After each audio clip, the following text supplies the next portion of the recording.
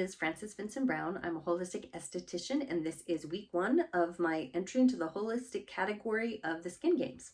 For the next 8 weeks, I'm going to be focusing on my NCEA approved zombie cell aesthetics advanced cellular longevity for skin professionals on my model skin. My model has combination skin with loss of firmness, under eye discoloration, fine lines and wrinkles, as well as deeper lines and dullness in his skin that he would like to address. In office, we have done 2 treatments this week. The first one we did was lymphatic with microcurrent and red light therapy. The second one was nano needling with lymphatic and red light therapy and microcurrent as well. So why do we care as estheticians about senescent cells and what they're doing in the body? Well, they contribute to visible signs of aging.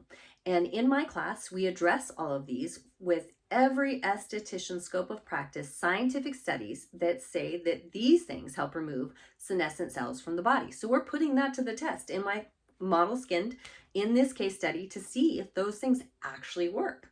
So for home care, we focused on things like niacinamide, hyaluronic acid, antioxidants, and peptides to help brighten the skin and address those issues in the skin, as well as lots of sunscreen.